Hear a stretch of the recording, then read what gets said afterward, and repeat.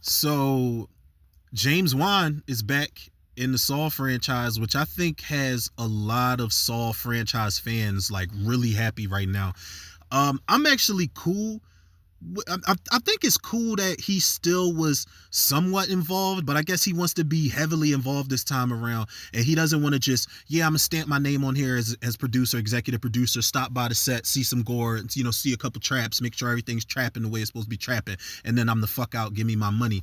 But this is his baby. Him and Lee Whannell, they made a really solid, just like shocking, all without having to be really bloody and gory. Like, we got to keep in mind that a lot of the things in that original Saw movie were left to the imagination. That's where I think a lot of the psychological shit came into play, along with with the cat and mouse stuff. But him and Lee Whannell, they made this bottle film, man, for for whatever limited budget they had, and it just took on this life of its own, man. But I will, the series has gotten crazy, but I will give the Saw franchise credit. I don't think there's a franchise other than Scream that has the consistency and the storyline intact the way that Saw does. Yeah, they might leave a little, a little stone unturned here and there, but I think for the most part they explain everything. Like, whether they give you flashbacks in the next movie, whether at the end of the movie they do like this wrap up there. Like, I don't know, but Saw is one of the most we should be so lucky as horror fans to be 10 movies in with the story still airtight like that, and for the 10th movie, which I was bitching about prior to seeing the trailer and seeing the actual full movie, for the 10th movie to be a placeholder sequel. Oh, this takes place in between 1 and 2. That shit don't always work out. It's a cop out in a lot of cases, man. And it's just a reason to lean on your legacy character as a fucking crutch, much like the Scream franchise is doing, much like the Halloween franchise has done, much like the Nightmare on Elm Street franchise I feel like wants to do when they come back, and the Alien franchise and so on and so forth. They couldn't let go of a legacy character, but Saw 10 was definitely fire. I think Saw 10 is one of the better sequels in the franchise. I know it's a low bar for people, but I think it's funny what James Wan said in his little interview, man, where he's like, yeah, I want to get back to making Saw scary and psychological again. I don't want to just focus on blood and gore. What he really wanted to say and put motherfuckers on notice was be like, listen, man, all that blood and gore and Hoffman going off the deep end and this copycat shit is cute and everything, but me and my boy Lee Whannell about to return to form on you bitch ass niggas. I feel like that's what he's saying. I feel like James Wan has sat back long enough, and he's just looking like, God damn it, man. Like, I don't even know what they doing. A black guy was the focus of the last one. It's like, no, he didn't say that. But I know a lot of people did not like Spiral. They called it woke. And I'm just like, Jesus fucking, like, man, if y'all were going to call any Saw entry woke, it's part 6. You know what I'm saying?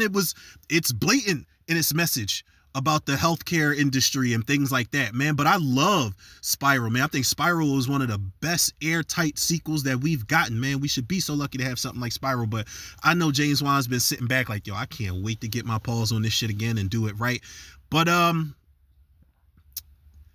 want to know who's excited for it, but I also want to know who is not excited for this, because it's not always the case that these directors come back to these movies and they do the movies justice that the fans need.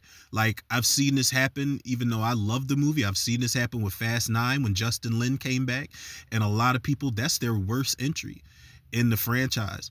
Believe it or not, there's people out here that don't like Wes Craven's New Nightmare, and he was like, all right, man, like, I got this shit. Let me come back to, return and do my own thing with Freddy. Like, there's time these directors come back. Rick Rosenthal came back to Halloween Resurrection after he did Halloween 2, and we know I'm not going to start talking about that. But I want to know, like, is like, who's excited, who's not, who's middle of the road.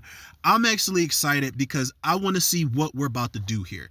If James Wan is so hell-bent on, okay, let's return this thing to its roots and make it scary and psychological again. Are you bringing Tobin Bell back? Who are the returning characters? Are you doing a brand new story? I'm cool with no Tobin Bell anymore.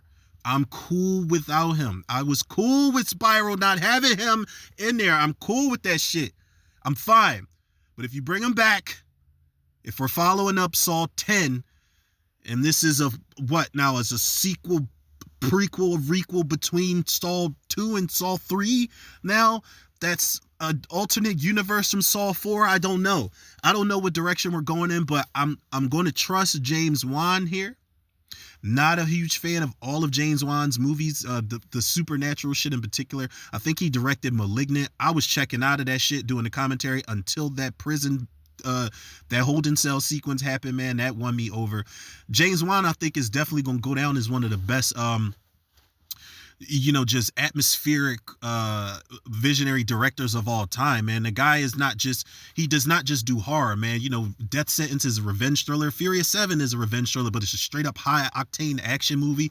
Aquaman is a fantasy comic book movie. The guy is checking boxes all over the different genres and subgenres, man. So I think he's definitely going down as one of the GOATs. But I'm just curious to know what we're doing with this new Saw movie, man. And if it's such a return to form, are we going back to the simplicity of the traps? Like that first movie there, it wasn't really much to Jigsaw's traps. They were still horrifying. And that was the scariest thing about it, was the idea of surviving these traps. But it was like the barbed wire, cutting your foot off, and, like those metal spikes like slowly going into that guy's neck. But I think that trap didn't pay off. The guy, Juntao from Rush Hour, hit some tripwire and like 17 fucking shotguns blew his head off, but you didn't see it. You just saw the blood splatter and you saw like his body fall to the ground. So it's like, are we going back to the simplicity of the violence, to the traps? I'm cool with that. I think Saw is something that maybe it could benefit from going back to the basics, man. I think it would feel a lot more dirty and a lot less amusement park funhousey, if that makes any sense, man. I don't know. The traps just got really fucking crazy at some point, and I'm all for the traps, man. I mean, unless you got good characters in a Saw movie, I'm going for the traps. I'm going to see motherfuckers get trapped up. But I think the traps got crazy at some point in time when it's just like, you really start to think like, yo, how the fuck did y'all have time to build all of this stuff, man? Like, yo, like y'all really have all the time in the world on y'all hands to build all of this shit. Even if you had help, because a group project ain't going that swell in an abandoned warehouse for them. I'm telling y'all, that shit would have took like years to build. But, man, I want to see just what James Wan has got in store here. I really, truly do. But I don't know, man. How we feeling about this?